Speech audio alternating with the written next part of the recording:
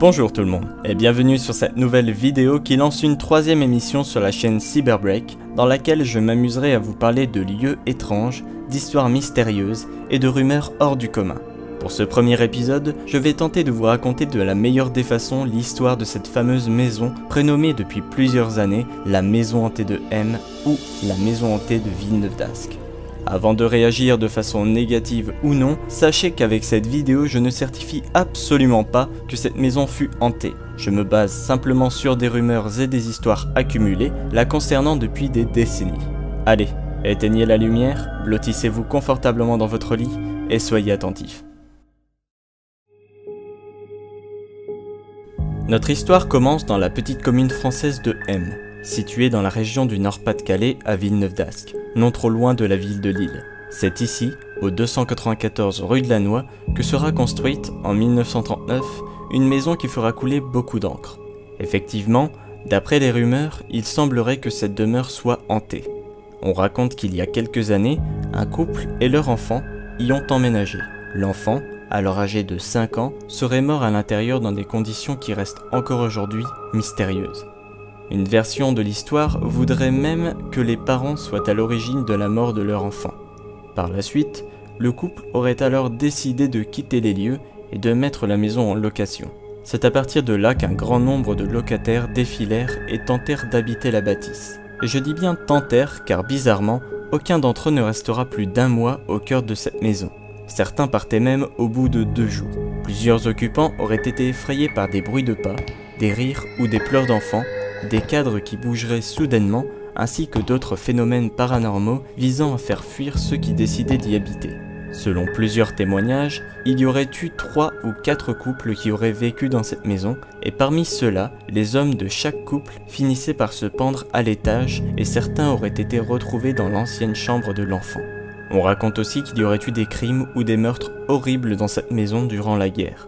La mairie étant lassée de ces nombreuses rumeurs sans preuve, tenta de rénover la maison ou de la détruire plusieurs fois, mais aucun ouvrier ne put terminer la tâche qu'il devait accomplir. Et cela pour cause de phénomènes étranges et inexpliqués qui faisaient tomber en panne chaque machine se trouvant sur les lieux. Des ouvriers se seraient même blessés pour des raisons inconnues. Comme frappés par une espèce de malédiction, toutes les machines qui devaient servir à la démolition ou à la rénovation de la maison tombaient toujours en panne devant celle-ci, et au final, la mairie n'eut d'autre choix que de murer les entrées et les fenêtres de la demeure. Seule celle de l'enfant défunt n'était pas totalement murée. Un grillage fut posé autour de la bâtisse, un panneau indiquant « Attention, danger, propriété privée » fit son apparition, et un berger allemand avait été placé là pour monter la garde et éloigner les trop nombreux curieux qui tentaient d'approcher la maison de trop près. Un portail cadenassé avait également été posé devant l'entrée. À ce moment-là, seul un couple de vieux agriculteurs avait accès à la maison et venait cultiver leurs pommes de terre et s'occuper du chien qui surveillait les alentours de la demeure. Cela dit, ces gens n'habitaient pas les lieux, car la maison était dépourvue d'équipement, d'électricité et de chauffage central. Il paraîtrait aussi qu'il fallait se méfier du vieillard constituant le couple, car celui-ci s'amusait apparemment à tirer avec sa carabine sur ceux qui s'aventuraient trop près de la maison. Rien d'étrange à cette période-ci, me diriez-vous, mais sachez que certaines personnes racontaient avoir vu la cheminée qui se mettait brusquement à fumer durant quelques secondes et qu'une lumière apparaîtrait dans la chambre de l'enfant, qui est maintenant aussi appelée la chambre des pendus. Avant de passer à la suite, permettez-moi de vous citer quelques autres témoignages qui pourraient plus ou moins vous intéresser. La maison aurait été en travaux à une période, puis subitement abandonnée durant 15 années. Une personne raconte que la destruction de la maison était impossible à l'époque et qu'il semblerait que quand on déplaçait un objet, il revenait toujours tout seul à sa place initiale.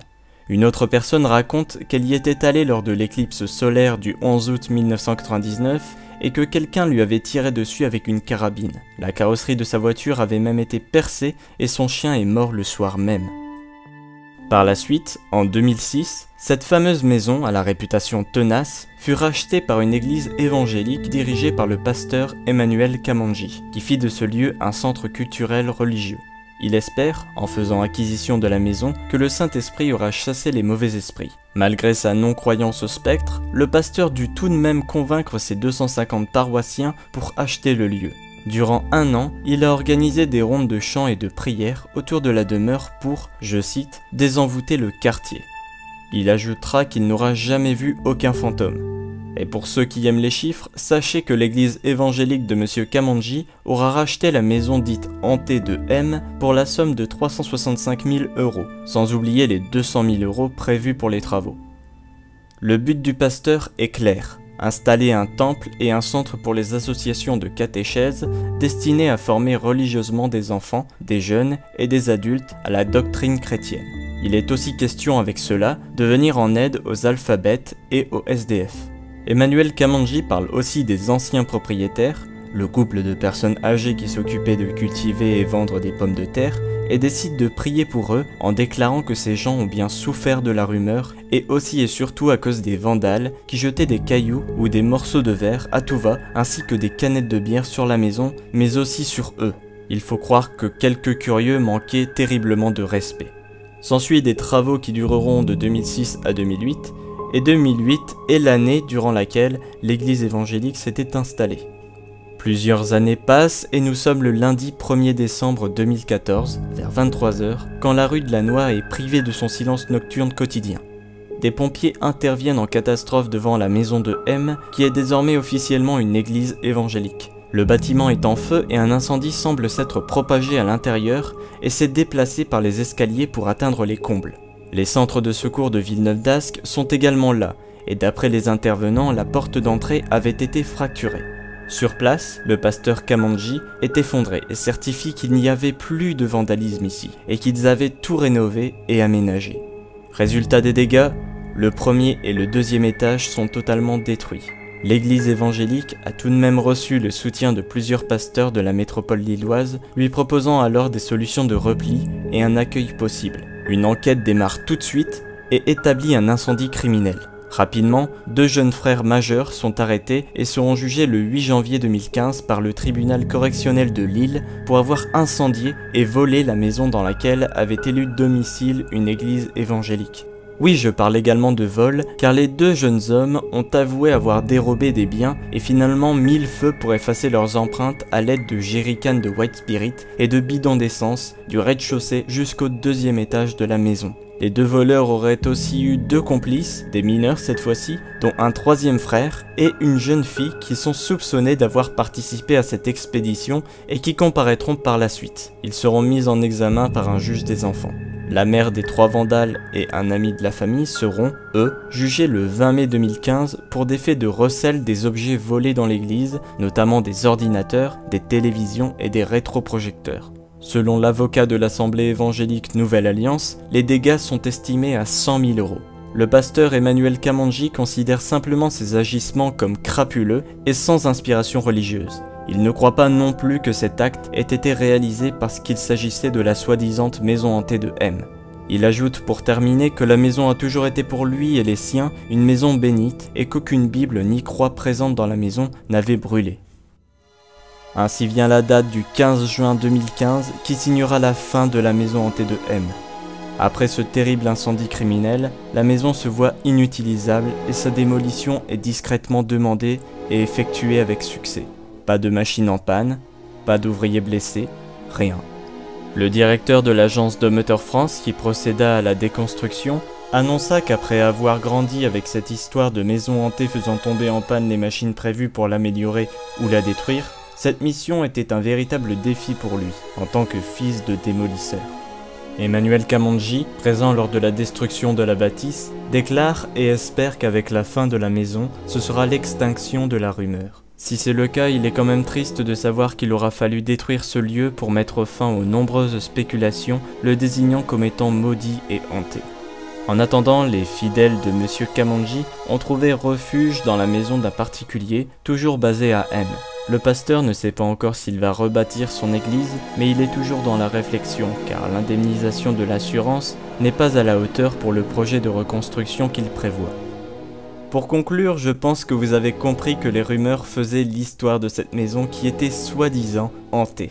À vous de croire ce que vous voulez, mais en ce qui me concerne, je pense plutôt qu'il s'agit d'accumulation de rumeurs et de déformation des faits via le partage entre les fascinés et un public friand d'histoires paranormales dont je fais certainement partie. N'hésitez pas à partager votre avis dans les commentaires, je le lirai avec plaisir.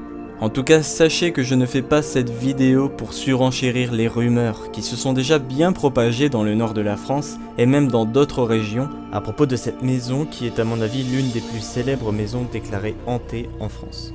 En espérant que vous apprécierez cette nouvelle émission qui a déjà un deuxième épisode en préparation pour les semaines qui suivent, et dans tous les cas cela m'a vraiment fait plaisir de vous raconter l'histoire de cette demeure qui m'aura interpellé toute mon enfance, étant donné que j'habitais tout près de celle-ci. Je la voyais d'ailleurs souvent par la fenêtre de la voiture quand je passais avec ma mère sur la voie rapide se trouvant juste à côté. Et avant de mettre fin à cette vidéo, je tenais quand même à soutenir ce cher monsieur Kamanji qui, je trouve, a toujours fait preuve de sagesse vis-à-vis des rumeurs qu'il y avait sur ce lieu et des nombreux curieux irrespectueux dont nous avons parlé tout à l'heure. Avec cette vidéo et ces informations remises au goût du jour, la boucle est peut-être bouclée. La maison de M n'était sans doute pas hantée, mais cela fait partie aujourd'hui de son histoire, qu'on le veuille ou non. Merci à tous d'avoir regardé cette vidéo, prenez soin de vous, profitez bien de vos vacances, et à très vite.